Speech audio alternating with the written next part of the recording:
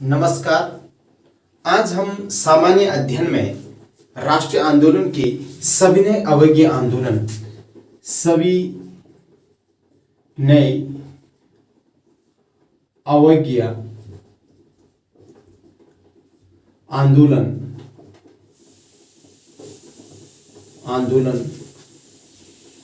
1930 सविनय अवज्ञा आंदोलन 1930 के संबंध में पढ़ेंगे और इसमें यह जानेंगे कि सविनय अवज्ञा आंदोलन क्यों चलाया गया और इस आंदोलन में जो सबसे पहले अवज्ञा की गई या जिस कानून को तोड़ा गया उसके संबंध में हम आज अध्ययन करेंगे। तो सविनय अवज्ञा आंदोलन उस समय हुआ 1930 में, जब भारत में ऐसी स्थितियां विद्यमान थी कि कांग्रेस को महात्मा गांधी के नेतृत्व में एक और आंदोलन चलाने का निर्णय लेना पड़ा, जिसके मुख्य कारण थे नंबर 1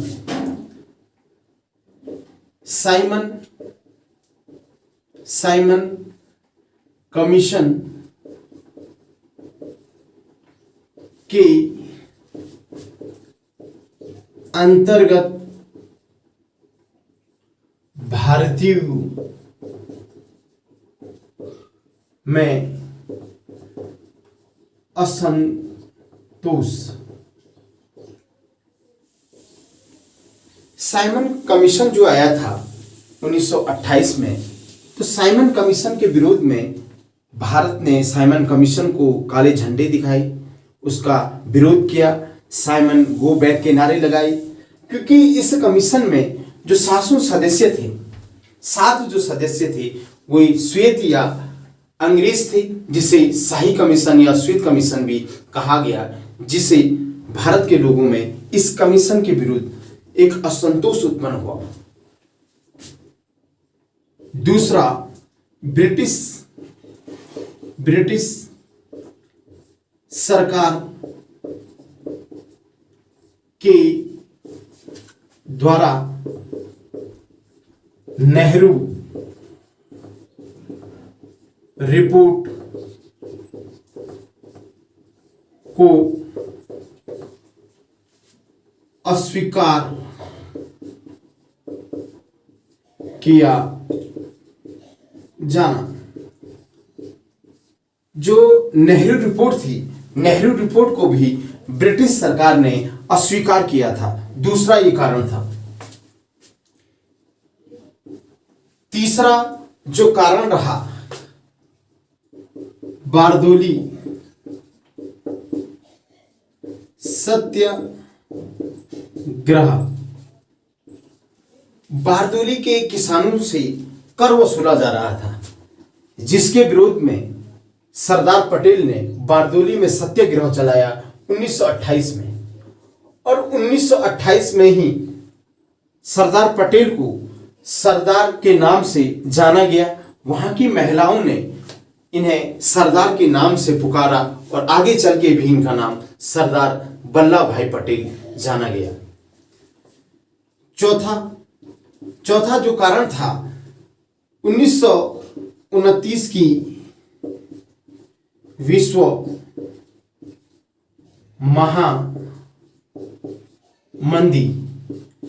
महामंदी का भारतीय अर्थव्यवस्था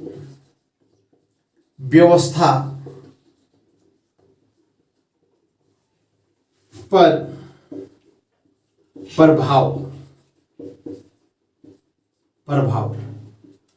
1929 की विश्व महामंदी का भारतीय अर्थव्यवस्था पे प्रभाव पड़ा, यह भी एक कारण था। 5वां, भारतीय किसानों तथा मजदूरों की दयनीय स्थिति।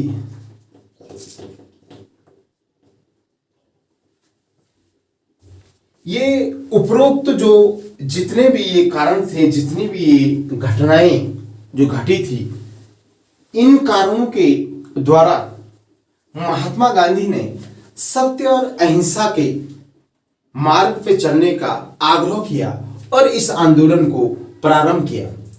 अब महात्मा गांधी ने सबसे पहले जिस कानून की अवज्ञा की, जो भारत में प्रतिबंधित था, नमक बनाना, इस कानून को तोड़ने का महात्मा गांधी ने निर्णय लिया। तो महात्मा गांधी ने 12 मार्च 1930 को दांडी मार्च या दांडी यात्रा प्रारंभ की।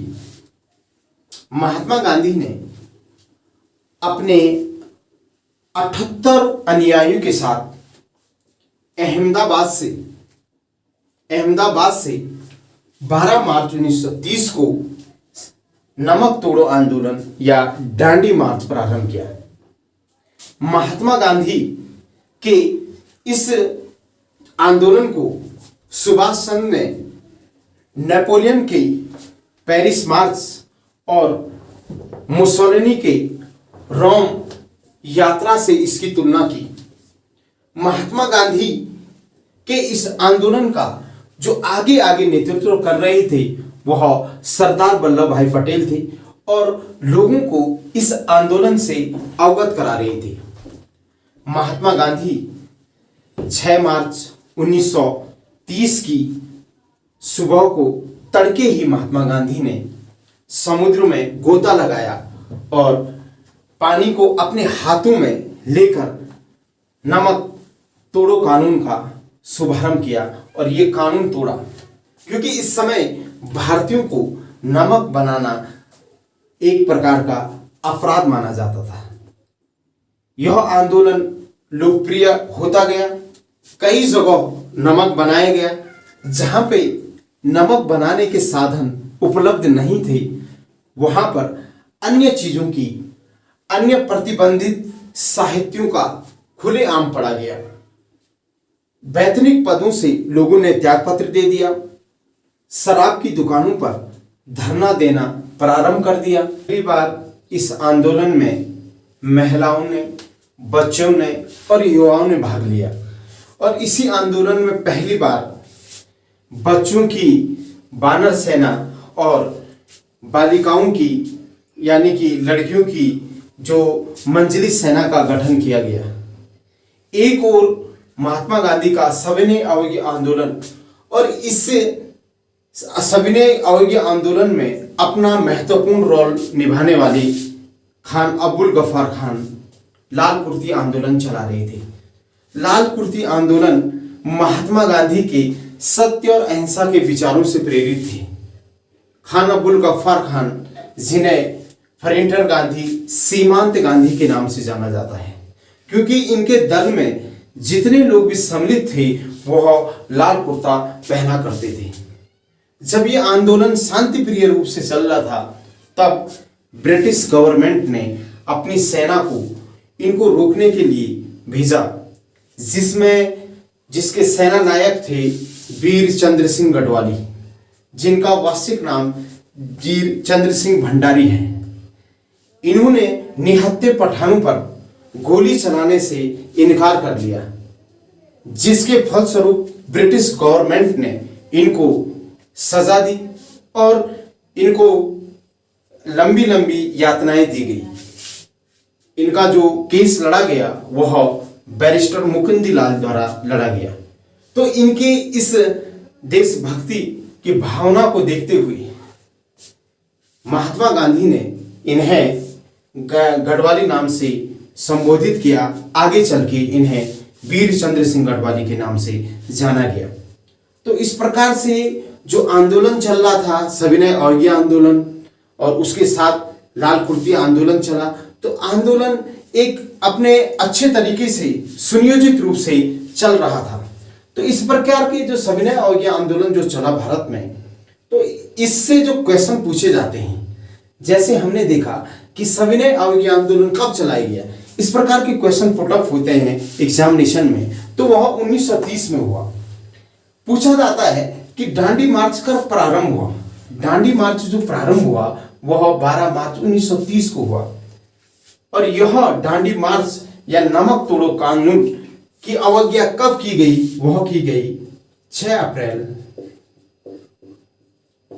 1930। इस प्रकार के क्वेश्चन पूछे जाते हैं। फिर यह भी क्वेश्चन पूछा जा सकता है कि बारदौली सत्याग्रह कब हुआ? और बारदौली सत्याग्रह 1928 को हुआ। सरदार पटेल को जो सरदार नाम से संबोधित किया किसने किया? बारदौली की महिलाओं ने किया। तो इस प्रकार से कई क्वेश्चन आपको सविनय अवज्ञा आंदोलन से, दांडी मार्च से, या वीर चंद्र सिंह गढ़वाली को गढ़वाली नाम से किसने संबोधित किया, फरेंटर गांधी के नाम से कौन जाने जाते हैं, सीमांत गांधी के नाम से कौन जाने जाते हैं, लाल कुर्ती आंदोलन किसने इसका नेतृत्व किया। तो इस प्रकार के क्वेश्चन आपको सविनय अवज्ञा आंदोलन और दांडी मार्च के जो क्वेश्चन आपको पुटअप होते हैं।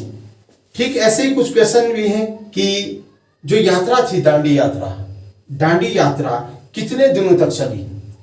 जो दांडी यात्रा चलती है वह 24 दिन तक चलती है और कितने मील की थी?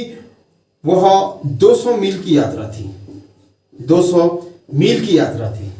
इस यात्रा में महात्मा गांधी के कितने अनुयायी थे? महात्मा गांधी के इसमें 78 अनुयायी थे जो इस आंदोलन में सम्मिलित थे। इस आंदोलन का बढ़ चढ़कर और जो सबसे आगे नेतृत्व कर रहे थे वह कौन थे? वह थे सरदार वल्लभ भाई पटेल। तो इस प्रकार के क्वेश्चन आपको जीएस में राष्ट्रीय आंदोलन की सविनय अवज्ञा आंदोलन से पूछे जाते हैं। धन्यवाद।